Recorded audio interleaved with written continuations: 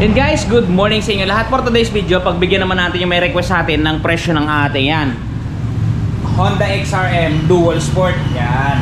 Yung naka ano to guys, yung naka rim set yan kung mapapansin ninyo. Meron kasi tayong subscriber na nag-request kung magkano daw bang magiging monthly amortization dito sa ating Honda DS 2024. So yan ang babanatan natin ngayon para mabigyan natin siya ng idea at doon na rin, ganun na rin sa mga gumugusto ng XRM kung para malaman nila kung magkano ba ang galawan ng presyo na to ngayon sa merkado ngayong May 15, 2024. I-update natin yan, babanatan natin yan mamaya maya, pero bago ang lahat syempre intro muna tayo.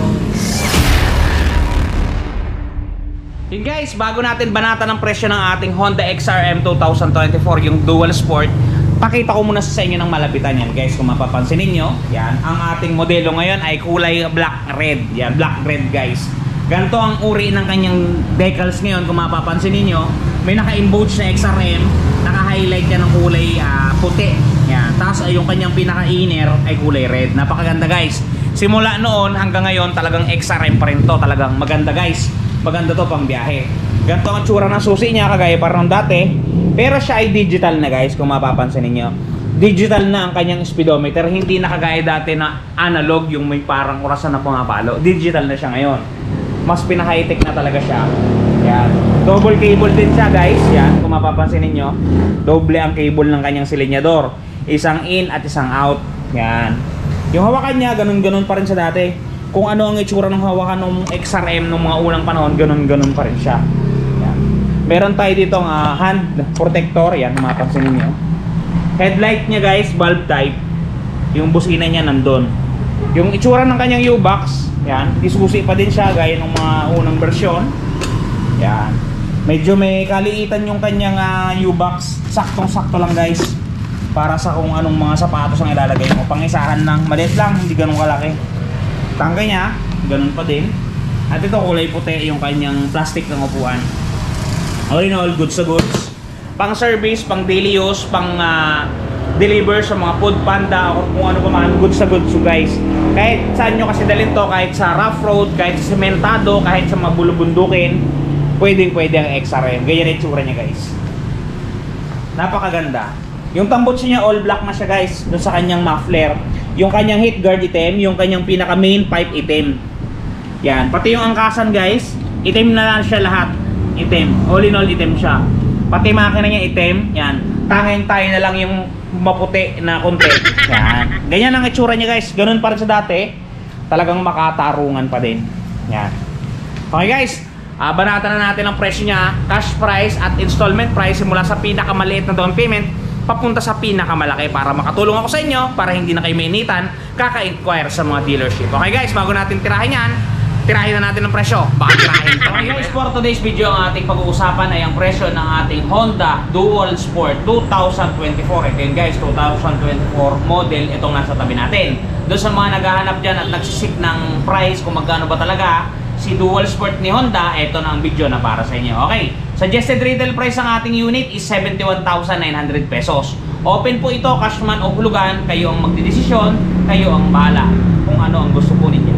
Okay, minimum down payment po natin ay 10% which is 7,190. Pagka nag-down po kayo ng 7,190, ang magiging monthly po ninyo sa looban ng 1 year ay 7,251. Pagka 2 taon po, 4,283. Pagka 3 taon po, 3,299. Yung 3,299 po, kung natataasan po kayo, kumuha po kayo ng inyong calculator. Yung 3,299, i-divide nyo po sa 30 days ng inyong pagtatrabaho, ang lalabas po dyan 109 pesos. Meaning to say, magtago po kayo araw-araw ng 109, hindi po kayo mabibigatan at mabibigla doon sa 3,299. Okay. Guys, ang mga requirements nga pala natin dito ay isang valid ID lang at proof of income. Yun lang pong dalawa na yun. Napakadali, 1-day process. Ito pong mga sinasambit kong monthly amortization, ito po yung magiging actual monthly amortization po ninyo.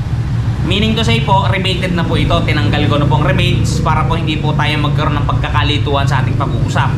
Okay, pagka nag-down po kayo ng 10,000 pesos sa unit na ito, Honda XRM, ang magiging monthly po ninyo sa looban ng 1 year ay 6,949. Sa 2 taon po, 4,095. Sa 3 taon naman po, 3,146. Kung namamahalan po kayo sa 3146, kung nabibigatan po kayo, gaya po ng unang ko sinabi, kumuha po kayo ng calculator, i-divide nyo po sa 30 days ng inyong pakikibaka sa buhay, ang lalabas po dyan 104, di ba po? Murang-mura na yun, kayang-kaya ng hulugan. Okay, doon naman po tayo sa magdadaw ng 15,000 pesos, 15,000. Ang magiging monthly po ninyo sa looban ng 1 year ay 6,411. Sa loob po ng 2 taon ay 3,762. Sa loob ng 3 taon, 2,776. Kung namamahalan po kayo sa 2,776, kuha po ulit kayo ng calcio, i-divide nyo po sa 30 days ang inyong pagtatrabaho. Ang lalabas po dyan, 92 o 92 pesos araw-araw. Sigurado na po na ang inyong paghuhulog makakaipon kayo para hindi po kayo nabibigla. Okay, doon po sa magdadaw ng 20,000 pesos, ang magiging monthly po ninyo sa looban ng 1 year ay 6,173. Sa 2 taon po, 3,428. Sa 3 taon po, 2,605. Yung 2,605, pagka nabibigatan po kayo, i-divide nyo po ulit sa 30 days, ang lalabas po dyan, 86 pesos araw-araw. Pwede po kayo mag-daily, pwede po mag-monthly, kayo pong bahala. Kung daily po, itago nyo po muna sa inyong mga paso, ipunin nyo na lang po pag nakompleto po ninyo. Okay. Doon po sa magdadaw naman ng 30,000 pesos, 30,000. Ang magiging monthly po ninyo sa looban ng 1 taon ay 5,196. Sa 2 taon po, 2,969. Sa 3 taon po, 2,182. Yung 2,182, kung namamahalan pa po kayo para hindi kayo mabigla, i-divide nyo po ulit sa 30 days. Ang lalabas po dyan ay 72 pesos. Kayang-kaya na po yan at magana-magana. Okay guys, itong computation natin ay ito muna yung max. Doon sa mga gusto ng mas malaki, mag-comment kayo sa ilalim, sasagutan ko na lamang po. Okay, pagka nag-down kayo ng 37,000 pesos, ang magiging monthly po ninyo sa looban ng 1 year ay 4,428. Sa 2 taon po, 2,386. Sa 3 taon po, 1,786. Kung nabibigatan pa po kayo, i-divide nyo po ulit sa 30 days, 59 pesos po ang lalabas dyan. Guys, dito guys, ang kailangan natin dito, requirement sa premium bikes yan sa likod ko. Isang valid ID lang at proof of income. Medyo nadadagdagan lang yan minsan pagka pamali-mali yung mga ipinapasa nating requirements. Napakadali lang mag-apply dito guys, kasi kayo talaga ang hinahanap namin, hindi kayo ang humahanap sa amin. Kami ang naghahanap sa inyo. Okay, naintindihan nyo ba yun? Okay guys, hanggang dito na lang. Sana nakatulong sa inyo ang video natin yan. Ingat kayo palagi at palagi kayong magpapakasaya. Hanggang dito na lang muna guys. Magkikita-kita siguro tayo. 2 days pa siguro tayo hindi makapag-upload. Gawa ng bukas ay paluwas po ang inyong lingkod. Gawa ng tayo i-attend sa convention po ng premium bikes. Gaganapin po sa Ortigas. Okay guys, pahintay-hintay lang upload natin. Stay put lang kayo dyan. Ingat kayo palagi at palagi kayong magpapakasaya. Ingat kayo palagi. Bye bye guys. Cheers!